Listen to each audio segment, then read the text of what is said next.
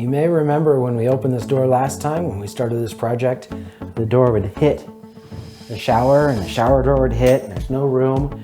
I can like move around in here. I got tons of room. And today I'm going to show you exactly how we transformed this bathroom. I wanted to get the shower pan in place before the flooring so the step wouldn't be as high. I mixed up some of this 4-in-1 bedding mix. The point of this is it will give the shower pan something to sit on because our floor is not level. Imagine that.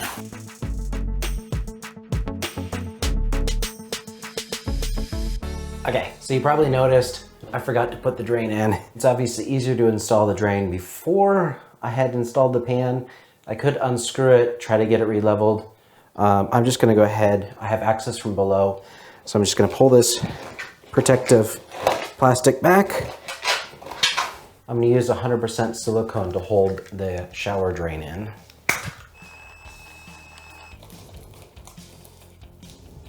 We laid this engineered flooring throughout the rest of the house.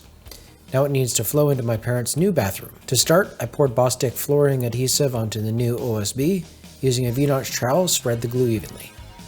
Each plank is carefully knocked into place using a block and rubber mallet, then secured with flooring staples.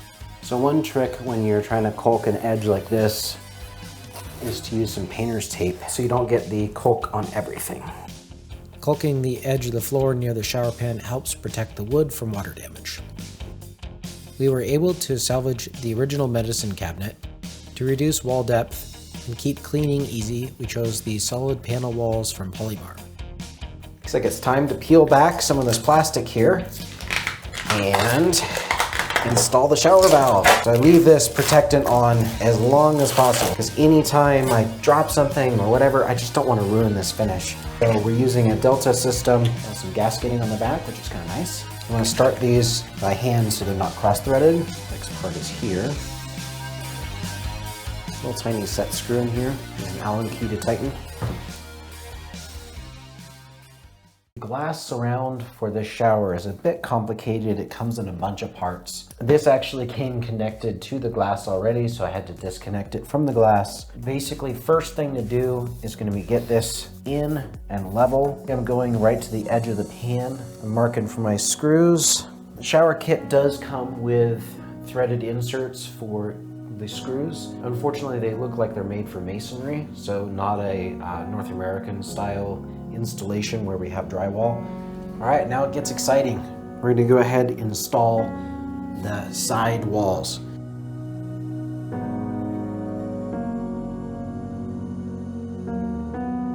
Let's get started installing our Kohler toilet.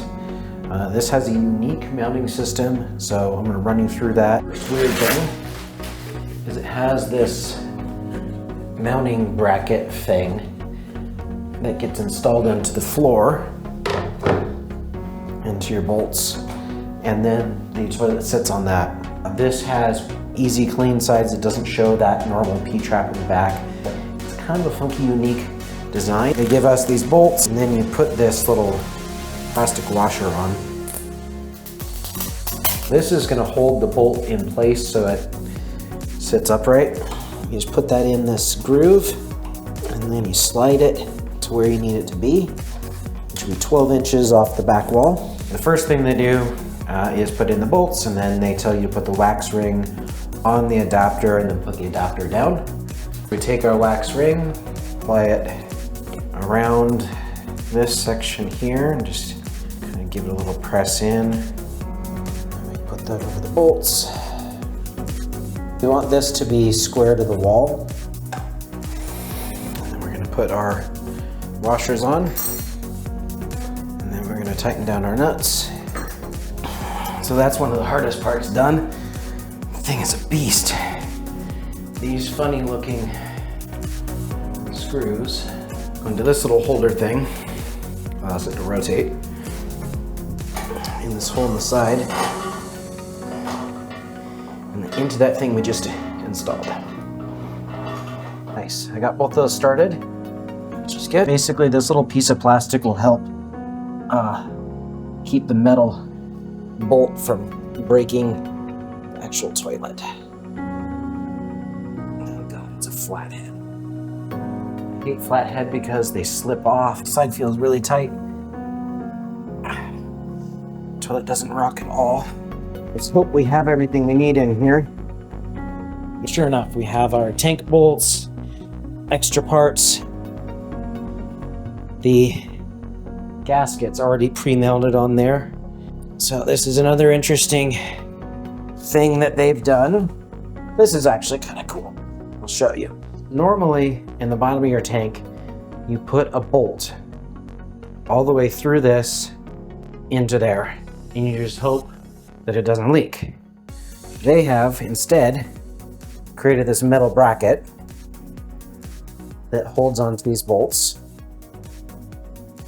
and it has a little square hole so it won't spin on you. And there you go. So now you have a leak-free method of bolting the tank down. That's actually really smart. A little harder to line up when you can't see them though. Now we've got our washer and our nuts. Okay, so Kohler, you did two things wrong so far. All of your bolts are too damn long to be able to be driven with simple tools. So this unfortunately makes it so I'm using an adjustable wrench or open-end wrench, not what you're telling people to use. You literally tell people to use that driver, but your bolts are too long. Why are your bolts too long? No reason.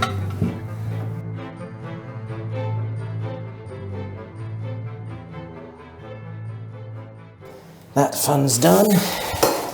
They send you these extra parts. They're for the water line, but I'm gonna use the actual water line. I'm gonna use this style water line. One nice thing about the shark bite or push connect style valves, they can be rotated. So these hoses have O-ring in them, and that means you do not want to over tighten it. Otherwise it'll tear and it'll leak. You'll be good to go. Nope.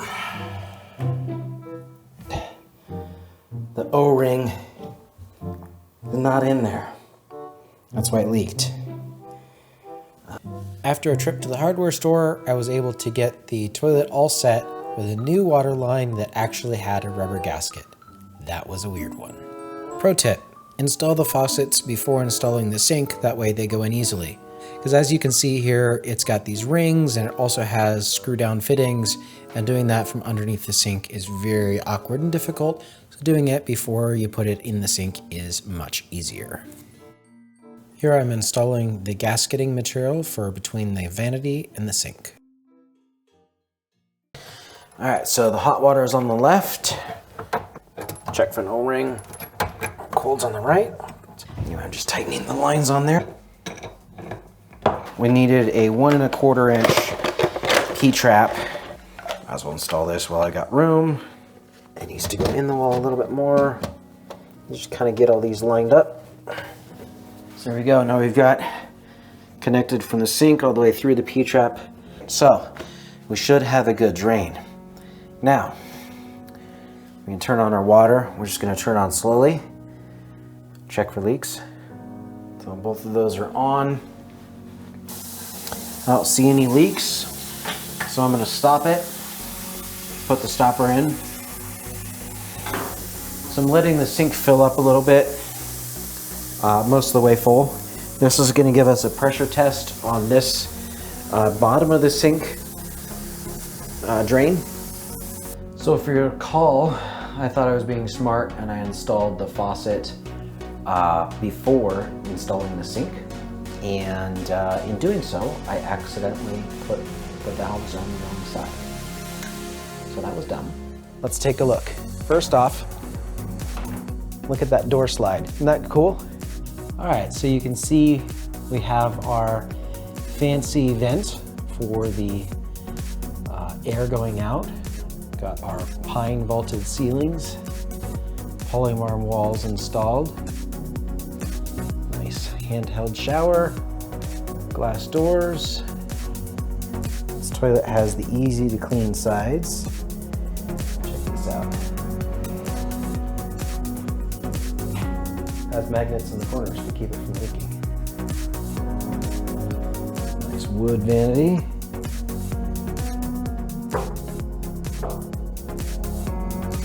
If you reached this point, thank you for watching. Click subscribe. We're on our path to 1,000 subscribers. Thank you.